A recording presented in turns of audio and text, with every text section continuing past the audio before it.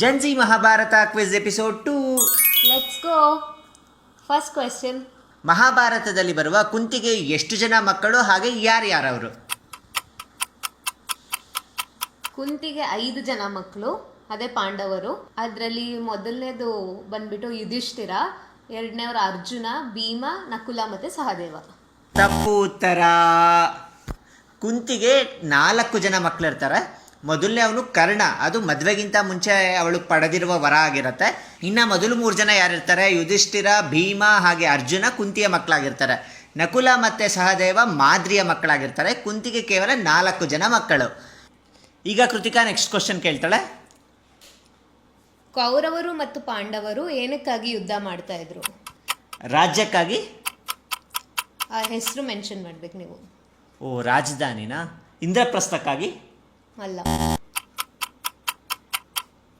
ಗೊತ್ತಾಗ್ಲಿಲ್ಲ. ಹಸ್ತಿನಾಪುರ. ಓ, ಹಸ್ತಿನಾಪುರಕ್ಕಾಗಿ. Okay okay. ರಾಜ್ಯನೂ ಕರೆಕ್ಟೇ, ಬಟ್ ಅದು ಹೆಸರು ಬಂದ್ಬಿಟ್ಟು ಹಸ್ತಿನಾಪುರಕ್ಕಾಗಿ ಯುದ್ಧ ಮಾಡ್ತಾ ಇರುತ್ತೆ. ನಾನು ನೆಕ್ಸ್ಟ್ ಕ್ವಶನ್ ಕೇಳ. ಹಾಂ. ಕುರುಕ್ಷೇತ್ರದ ಯುದ್ಧದಲ್ಲಿ ಎಲ್ಲರೂ ಶಂಖಗಳನ್ನ ಊದ್ತಾರೆ. ಅದರಲ್ಲಿ ಈ ಕೃಷ್ಣನು ಒಂದು ಶಂಖವನ್ನು ಊದ್ತಾನೆ. ಆ ಶಂಖದ ಹೆಸರೇನು?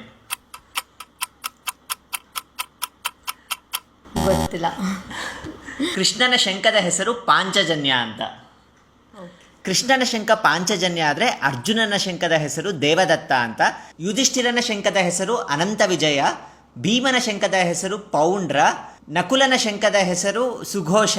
ಸಹದೇವನ ಶಂಖದ ಹೆಸರು ಮಣಿಪುಷ್ಪಕ. ಈಗ ನೆಕ್ಸ್ಟ್ ಕ್ವಶನ್ ಕೇಳು.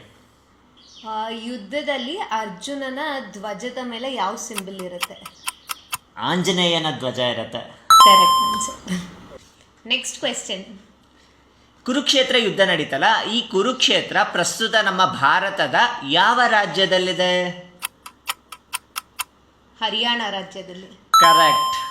ನೀವು ಇದರಲ್ಲಿ ಎಷ್ಟು ಆನ್ಸರ್ ಮಾಡಿದ್ದೀರಾ ಕಾಮೆಂಟ್ ಮಾಡಿ. ಮತ್ತೆ ನೆಕ್ಸ್ಟ್ ಪಾರ್ಟಲ್ಲಿ ಸಿಗೋಣಂತೆ.